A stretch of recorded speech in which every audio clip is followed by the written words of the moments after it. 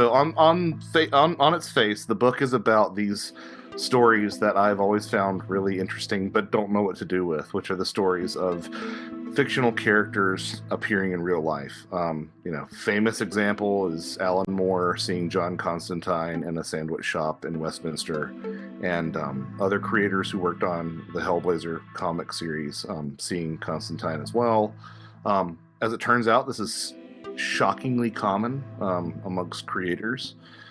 There's a book by a person named Chidambaram Ramesh called Embodied Imaginations that's all full of like really well-respected authors, like people you read in primary school, sort of like, and in college, like those sort of authors who have varying degrees of interaction with their characters, from just a sense that they have some agency and sort of dictate where they go, all the way through physicalized interactions with their characters. So this is not something that's really even confined to the fringe. You might even say it's a staple of people who have really lasting contributions to literature.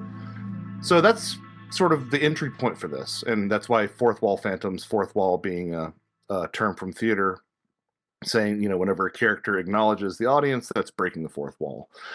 But from this concept of fictions entering our reality, I really want to see what would happen when you put that concept in dialogue with ufology and cryptozoology and parapsychology, especially cryptozoology, because nobody ever does the weird stuff with cryptozoology, right? It's always tracks and turds.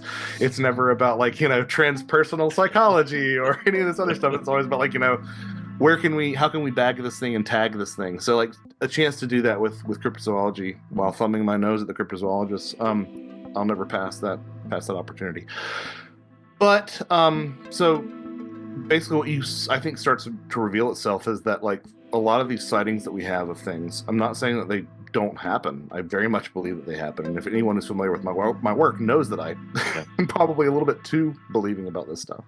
But I do think that there is a dialogue between our expectations and our media and our fictions and what these things appear as, to the extent that, the phenomenon adopts aspects of our media, and then our media adopts those, and it becomes this Ouroboros going round and around and around.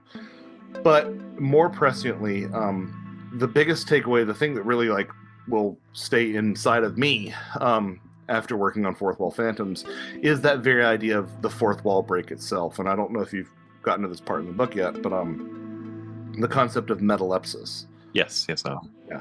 And maybe I'm sort of a little bit automatic here. Maybe I'll shut my mouth and actually let you ask a question.